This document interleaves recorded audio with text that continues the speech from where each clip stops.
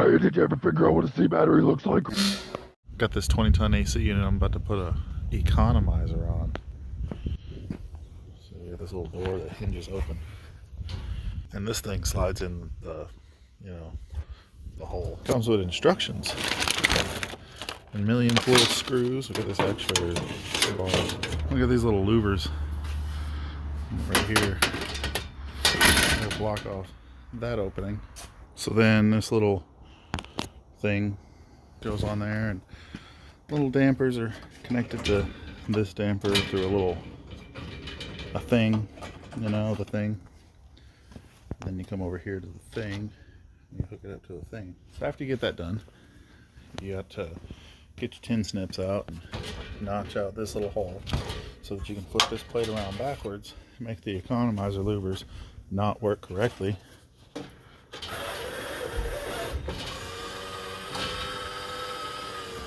Because this inch too short of a little connecting rod and you can't be bothered to get the right one. So, alright, once that's done, you just put all your extra parts in the bag. Look, it's Pangea. Check it out. Fast forward like a year, and this unit's not heating. If I come in here, I'm going to scroll down here to alarms. Really? This said heat failure 5 minutes ago. I guess it must have lost its call for heating. Yeah, that's inconvenient. A few minutes later.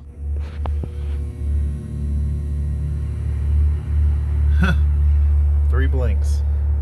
We know what that means. Now that that's throwing a code, I can actually show you.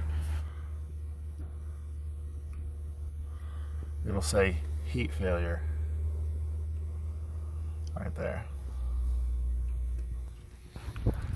So anyway, this is going to be probably something stupid caused by Trane when they manufactured the equipment. What do you want bet? Here's our inducer fan, and it's cold. The fault, 3 blinks, is pressure switch is open. Big surprise. You see this, don't you?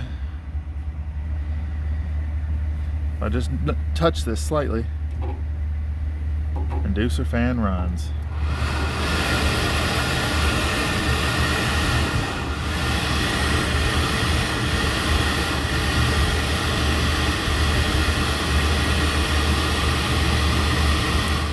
Pathetic. I did another video not all that long ago where a brand new unit just like this one had this exact problem, because these little plugs are trash.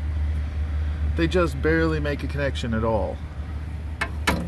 This is a manufacturing defect that's going out on all their equipment. Here's what we do about this, and what you really should do to any of these big giant units when you first get them, so that this doesn't happen down the road.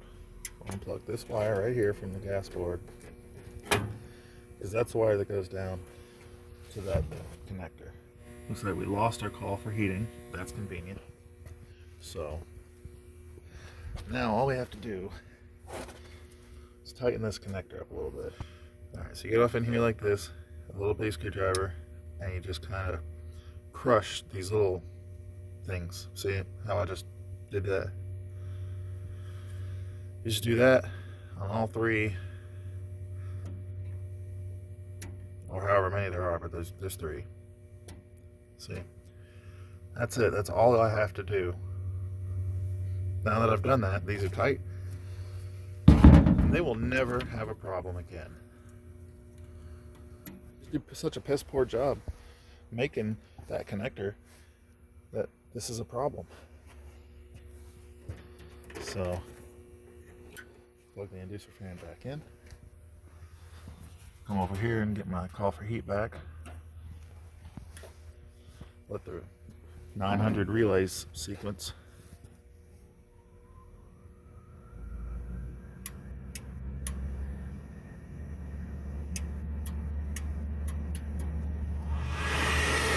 And we got inducer fan. Just to be sure, I'll play with this cord and see if I can get it to act up, but I won't, because it's fine, because I fixed it. Really simple problem. Really stupid that it exists. I'm sure I'm gonna see it again. Oh, that's nice. Oh man, it's cold out here. This has been a brief look into why it's so hard to start a Trane.